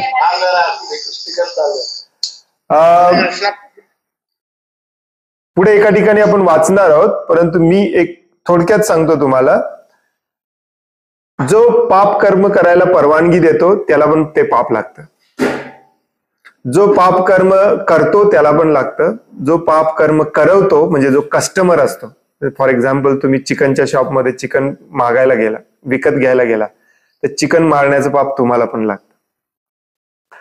जो पाप कर्म पाहत असतो परंतु त्याच्याबद्दल थांबवण्यासाठी काही करत नाही, त्याला पण त्या पापाचं फळ भोगावं लागतं. असे टोटल 6 जण असतात एका पापामध्ये इन्व्हॉल्व. परवानगी देणारा, करणारा, त्याच्या देखरेखीकारी करणारा, त्याचा कस्टमर कोणासाठी केलं जाते तो, जो करत असतो तो, आणि जो करत असताना बघत असतो तो, सगळ्यांना पापाचं फळ भोगावं लागतं किंवा पुण्याचं पण फळ भोगावं. सेम गणित. त्यामुळे आई वडिलांना साहजिकच आहे, मुलांच्या सगळ्या पापाचं फळ भोगावं लागतं. कमी जास्त प्रमाणात भोगावं लागतं, परंतु भोगावं लागतं. प्रभूजी, मग हे 6 जण जे तुम्ही सांगितले, जे पापांचं फळ भोगावं लागतं, तर हे सगळ्यांना 6 जणांना इक्वली भोगावं लागतं का, समान? हो, इक्वली भोगावं लागतं. जो पाहत असतो आणि काही करत नाही त्याबद्दल, त्याला पण इक्वली भोगावं लागतं. आता याचा अर्थ असा नसतो की त्याने तलवार उचलून ते थांबवायला गेलं पाहिजे. तो त्याच्या कुवतीप्रमाणे त्याने ऍक्शन घेतली पाहिजे. फॉर एक्झाम्पल, जर जो शूद्र असेल तर त्याने राजाला जाऊन सांगितलं पाहिजे, असं असं चुकीचं काय घडतंय. त्याने जर ते सांगितलं नाही तर त्याला पण तेवढंच पाप लागतं, इक्वल लागतं. आता मुलांच्या बाबतीत हे इक्वल नसतं. मुलं जशी जशी मोठी होतील तसं तसं पाप त्यांच्या वाट्याला जास्त जातं आणि आई वडिलांच्या वाट्याला कमी येतं. 60%, 40%, 70%, 30%, 80%, 20% असं. अगदी मरेपर्यंत आई वडिलांना भोगावं लागतं मुलांचं पाप. इतकी मोठी भयानक जबाबदारी असते आई वडिलांची, मुलांना आपल्या भक्त बनवणे. आणि म्हणून प्रभुपाद सांगतात त्यांना शाळेत घालू नका. शाळेत घातलं की तुमची मुलं भक्त होणार नाही. आपण काय विचार करतो, हे कमवणार कसे, हे राहणार कसे. आपण फक्त मुलांच्या इंद्रिय तृप्तीचा विचार करतो आणि त्यांना पण पापी बनवतो आणि आपण पण पापी होतो. आई वडिलांचं एकच कर्तव्य असतं, आपला मुलगा भक्त कसा. याला खायला नाही मिळालं तरी चालेल, उपाशी मेला तरी चालेल, कारण हा भक्त झाला पाहिजे. एवढे दृढ निश्चय पाहिजे आई वडिलांचा. Actually it's very important. Anyway, याचा जास्त विचार पण करू नका. जसं मी मगाशी म्हणालो की हे गणित तुम्हाला एवढं स्ट्रेट फॉरवर्ड नाहीये, पर्सेंटेज वाईज काढून तुम्हाला सांगता येईल असं. आपल्या हातात जेवढं आहे तेवढं आपण न चुकता केलं पाहिजे, हे आपलं कर्तव्य असतं. आई वडिलांच्या हातात असतं मुलांना भक्त बनवणे, परंतु आई वडील मुद्दामून बनवत नाहीत, त्यांना पुन्हा इंद्रिय तृप्तीकडे ढकलतात. हा, तुम्ही 100% प्रयत्न केला त्यांना भक्त बनवायचा, तुम्ही स्वतः शुद्ध भक्त झाला, त्यांना पदोपदी मार्गदर्शन केलं शुद्ध भक्त बनवायचा, तरीही ते झाले नाहीत तर तुम्हाला काही पाप लागत नाही. प्रयत्न करणे, कर्तव्य करणे हे महत्वाचं असतं. त्याचं फळ मिळणार की नाही, अर्जुनाला पण युद्ध करायला सांगितलं, युद्ध जिंकणार की नाही माहिती नाही, परंतु तू युद्ध केलं पाहिजे. आई वडिलांनी आपल्या मुलांना 100% भक्तीमध्ये आणण्याचा प्रयत्न केला पाहिजे. त्यासाठी स्वतः पूर्ण शुद्ध भक्त झालं पाहिजे. मग ते कितीही कष्ट पडोत, त्याच्या पलीकडे जर कुणी ऐकत नसेल तर ते आपल्याला लागत नाही, ते त्यांचं कर्म. त्यामुळे हे गणित खूप कॉम्प्लिकेटेड आहे ऍक्च्युली. ह्याचा विचारच करू नका जास्त. स्वतः शुद्ध भक्त व्हायचा प्रयत्न करा, मुलांनाच काय सगळ्यांनाच शुद्ध भक्त बनवायचा प्रयत्न करा. आपलं कर्तव्य करत राहणे एवढंच काम हातात आहे आपल्या. हे सगळं लक्षात राहायचं शक्य नाही. हरे कृष्ण. हरे कृष्ण प्रभूजी, तुम्ही जसं म्हणलात की प्रत्येकाला भक्त बनवण्याचा प्रयत्न करा. आपण ज्या वेळेस भगवंताबद्दल काही सांगत असतो तो समोरचा इग्नोर करतो, त्याला ऐकायचं नसतं. त्यावेळेला आपल्याला वाटतं की आपण इथं म्हणजे आपल्या देवाचा अनादर तर करत नाहीत ना, आपल्याला म्हणजे असं ऐकायला लोकांना नको वाटतं. मग अशा वेळी सांगायला पाहिजे का, काय करायचं? नंबर 1, तुम्ही पूर्णपणे शुद्ध भक्त असलं पाहिजे. तुम्ही अजूनही जॉब करत असाल, व्यवसाय करत असाल, उग्र कर्म करत असाल, तुम्ही दुसऱ्यांना कसं सांगणार जॉब बंद करा? आपल्याला वाटतं भक्त बनवायचा प्रयत्न करणे म्हणजे प्रवचन देणे. नाही, अजूनही बऱ्याच सेवा आहेत, वेगवेगळ्या प्रकारची सेवा तुम्ही करू शकता. आणि जसं मगाशी मी म्हणालो की समोरच्याने भक्त झालाच पाहिजे म्हणून भक्त बनवायचा प्रयत्न करायचा नसतो. आपलं कर्तव्य करायचं असतं आणि सोडून द्यायचं असतं. भगवान श्रीकृष्ण अर्जुनाला जबरदस्ती करत नाही. मी सांगायचं ज्ञान तुला दिलं, तुला करायचं कर, नसेल तर सोडून दे. त्यामुळे हा अट्टहास कशाला की त्याने केलंच पाहिजे, काही उपयोगच नसतो त्याचा अट्टहासाचा. पण पहिली गोष्ट म्हणजे आपण हे लक्षात ठेवलं पाहिजे की आपण भक्त असले पाहिजे. आपण भक्त आहोत का? या क्षणी भगवंतांनी म्हटलं की तुम्हाला मला तुमचं पूर्ण शरीर धड वेगळं पाहिजे, तुम्ही तयार असलं पाहिजे. महारोबी राखोबी. आपण हजारो भय, चिंता आणि शोकाने सध्या ग्रासलेलो आहोत. आपण भक्त नाहीच आहे अजून. आपण पहिल्यांदा शुद्ध भक्त झालं पाहिजे, मग शुद्ध भक्ताच्या माध्यमातून प्रचार केला पाहिजे. आणि भक्तीचा प्रचार करणे याचा अर्थ असा नसतो की प्रत्येकाला उपदेशच देणे. भक्तीमध्ये हजारो कामं असतात. भगवंतांची एकाच प्रकारची सेवा करायची नसते, हजारो प्रकारे सेवा करता येते. सगळी सेवाच असते. हरे कृष्ण. आणखीन कोणाला काही प्रश्न आहे? हरे कृष्ण प्रभूजी. हरे कृष्ण. बऱ्याच वेळा हा विषय झालेला आहे, तर मला काही लक्षात राहत नाही की आपण समजा प्रभुपादांनी कोणत्या पद्धतीने समजा प्रचार करायला पाहिजे आपण. तर आपण काय भौतिक फायदा झाला असं आपण सांगतो. समजा आपल्याला म्हणजे असेल तर नेमकं काय सांगायला पाहिजे थोडक्यात? हे जीवन जे आहे या भौतिक जगामध्ये ते दुःखमय आहे. नंबर 1.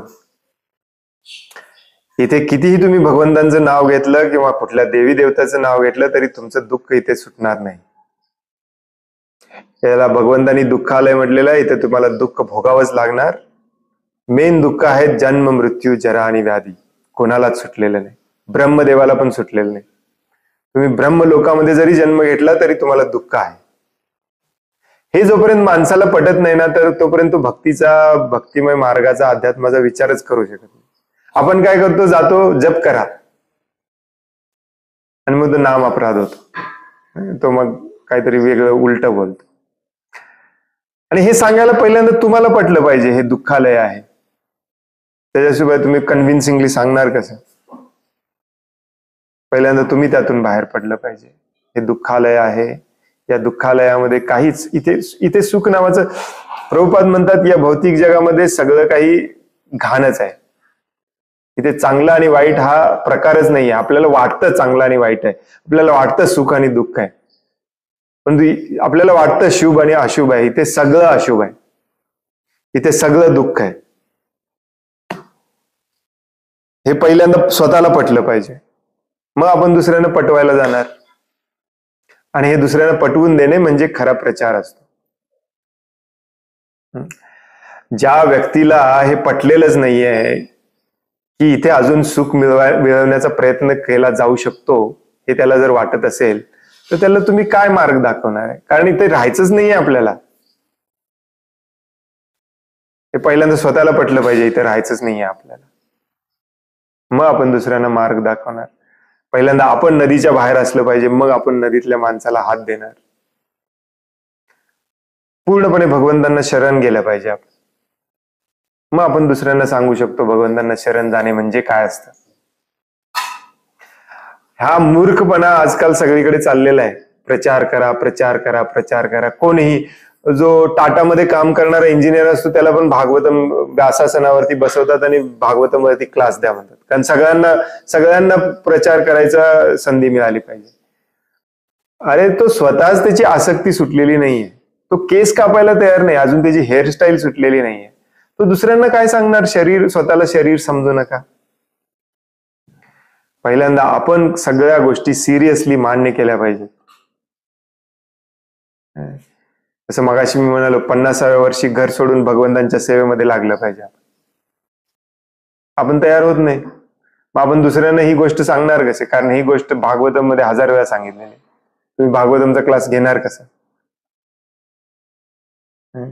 मग याच्यावरती उपाय काय असतो? सगळेच लोक लेक्चर देऊ शकत नाहीत. सगळेच लोक ब्राह्मण असू शकत नाहीत. सगळेच लोक राजा होऊ शकत नाहीत. सगळेच लोक क्षत्रिय असू शकत नाहीत.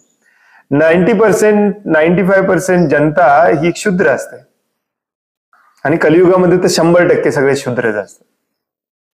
मग आपल्याला कळत नाही भगवंतांची सेवा करायचं म्हणजे नक्की काय करायचं. नक्की काय तुम्हाला करायचं कळत नसेल तर जो करतोय प्रामाणिकपणे, आजकाल प्रामाणिकपणे करणारा शोधणं पण खूप कठीण झालंय. सगळे ढोंग करणारे जास्त आहेत. जो प्रामाणिकपणे करतोय त्याला आपण शरण गेलं पाहिजे. भगवंतांना तर जाऊ शकत नाही, ऍटलिस्ट त्याला गेलं पाहिजे आणि त्याला म्हटलं पाहिजे तुम्ही मला सांगा काय करू. तुम्ही मग म्हणाल ते मी करतो. एवढी तयारी आपली असली पाहिजे. त्यालाच गुरु म्हणतात, हो की नाही? प्रभुपादांसारखी व्यक्ती आपल्याला भेटली तर आपण त्यांना म्हटलं पाहिजे मला कळत नाही भगवंतांची सेवा करायचं म्हणजे नक्की काय करायचं, तुम्ही मला सांगा ते मी करतो. तुम्ही हे झाडलोट करायला सांगा मी करतो. तुम्ही भांडी धुवायला सांगा मी करतो. झाड तोडायला सांगा मी करतो. युद्ध करायला सांगा मी करतो. अर्जुन थोडीच तिथे बसून सगळ्यांना सांगत होता आत्मा आणि शरीर काय आहे. भगवंतांचा प्रचार म्हणजे काय फक्त हेच नसतं. अर्जुन भगवंतांसाठी बाण सोडत होता, ही पण भगवंतांचीच सेवा होती. अर्जुनला माहिती नव्हतं मी कसली सेवा एक्झॅक्टली कशी करू, म्हणून त्यांनी भगवंतांना गुरु मानलं. तुम्ही माझे गुरु, मला सांगा आता मी काय करू. ही प्रोसेस असते, म्हणून याला गुरु शिष्य परंपरा म्हणतात. थोडस कठीण आहे आजकाल, कारण 99% गुरु सगळे बोगसच निघतात. धर्माच्या नावाखाली स्वतःची सेवा करून घेतात. परंतु तरीही हीच प्रोसेस असते. आपल्याला शुद्ध प्रामाणिक गुरु शोधावा लागेल, त्याला शरण जावं लागेल. भगवंतांना शरण नाही जाऊ शकत आपण. मग भगवंतांचा जो प्रतिनिधी आहे, जो आपल्याला डोळ्याला दिसतो, जो आपल्याला ऍक्सेसिबल आहे, आपण त्याला विचारू शकतो रोज, ऍटलिस्ट व्हॉट्सअप करू शकतो, अशा व्यक्तीला आपण शरण गेलं पाहिजे आणि म्हटलं पाहिजे मला सेवा सांगा, मी काय करू. सेवा म्हणजे मी काय करू. बऱ्याच प्रकारची कामं असतात, बऱ्याच प्रकारची कामं असतात. नॉर्मल लोकांना वाटेल की हे कर्मी लोकांसारखंच काम करतंय, परंतु ते भगवंतांचं काम असतं. जसं की आता प्रभुपादांनी सांगितलंय की तुम्ही शेत जमीन घ्या आणि शेती करा. आता आम्ही शेत जमीन घ्यायचा प्रयत्न केला, परंतु त्याचं 7-12 नावावर होत नाही. मग तो नावावर करण्यासाठी बरीच कामं करायला लागतात. ही भगवंतांचीच सेवा आहे. ड्रायव्हिंग करायला लागतं, भगवंतांचीच सेवा आहे. प्रसाद बनवावा लागतो सकाळी 3ला उठून, भगवंतांचीच सेवा आहे. असं नाहीये की दरवेळी जाऊन हेच सांगितलं पाहिजे तुम्ही आत्मा नाही शरीर आहे, हेच भगवंतांची सेवा आहे. हो, हजारो प्रकारची भगवंतांची सेवा आहे आणि आपल्याला ते मॅक्झिमम वेळेला कळतच नाहीत. म्हणूनच गुरु असतो ते सांगायला. हे लक्षात ठेवलं पाहिजे आपण. हरे कृष्ण. धन्यवाद.